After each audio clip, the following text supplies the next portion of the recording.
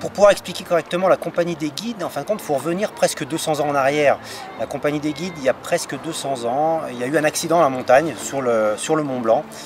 À la suite de cet accident, des guides sont morts. Et à la suite de cet accident, tout simplement, un fonds de solidarité a été créé, une caisse de secours, ce que nous on appelle maintenant une sorte de première sécurité sociale. Ça a posé les fondamentaux de la structure. C'est-à-dire que avec ce fonds de solidarité, on peut maintenant, et 200 ans après, on peut toujours venir en aide aux guides et aux familles des guides qui sont blessés, des membres de la structure, guides et accompagnateurs. Aujourd'hui, en 2015, on se rend compte que les guides sont toujours innovants dans leur pratique de la montagne, que ce soit par les courses qu'ils font, que ce soit par les premières que l'on fait encore, ou que ce soit par différents partenariats. Il y a à peu près 260 membres au sein de la Compagnie des Guides, guides et accompagnateurs en moyenne montagne. Dans ces 260 membres, j'inclus aussi nos anciens, que nous on appelle les honoraires, qui font toujours partie de notre grande famille. C'est aussi une philosophie et un partage du travail complètement unique au monde.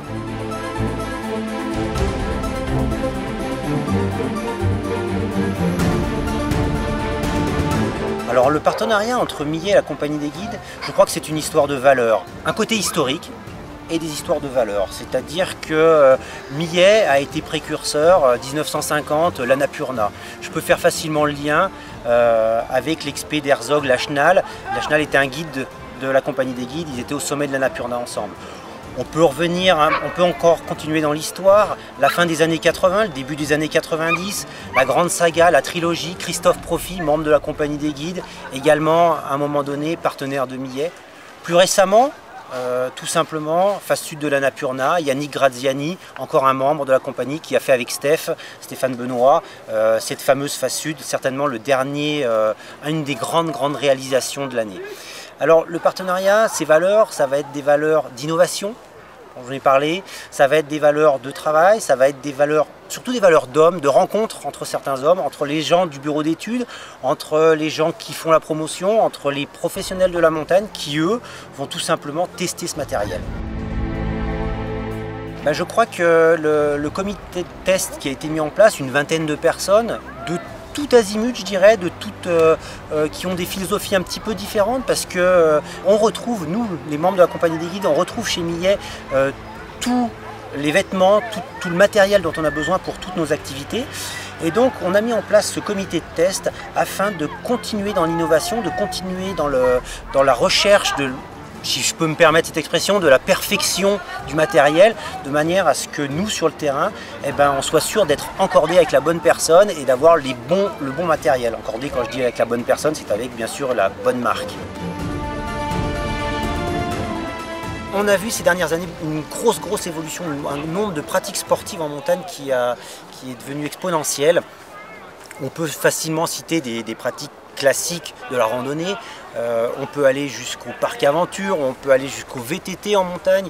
Bien sûr, nous, notre cœur de métier, l'activité traditionnelle que j'appellerais un guide, un client, la belle image idyllique. Mais je crois que pour moi, en 2015, le plus important, c'est de surtout pas opposer ces pratiques, mais de faire en sorte que les gens aient envie d'aller en montagne, qu'on amène ces gens en montagne. Et puis sur la masse, s'il y a une ou deux personnes qui se retrouvent, pourquoi pas sur un 8000 mètres ou pourquoi pas au sommet des Grandes Jorasses, et tant mieux. Et je trouve que c'est ça le sens de la Compagnie des Guides aujourd'hui, c'est d'être capable de proposer toutes ces activités et d'apporter ces moments de bonheur que l'on a à aller chercher, ces instants magiques que l'on a à aller chercher là-haut, tout là-haut. Pour moi, la richesse vraiment de la Compagnie des Guides sont ses membres. À titre d'exemple, le plus jeune membre de la Compagnie des Guides a 20 ans, le plus ancien en activité, je parle bien en activité, à 85 ans, et on voit cette passation de savoir, cette connaissance du terrain et cette diversité. J'avoue aussi que des fois c'est compliqué la diversité, parce qu'on doit essayer de faire avancer cette grande institution, cette grande association dans un sens, et puis des fois on voit qu'il faut rattraper un petit peu les petites barques qui sont sur le côté. Je crois que pour un président de la Compagnie des Guides, arriver à apporter, à tenir compte de cet historique, tenir compte des différences de génération et à apporter une certaine modernité, je crois que c'est ça qui m'intéresse le plus en tant que président de la Compagnie des Guides.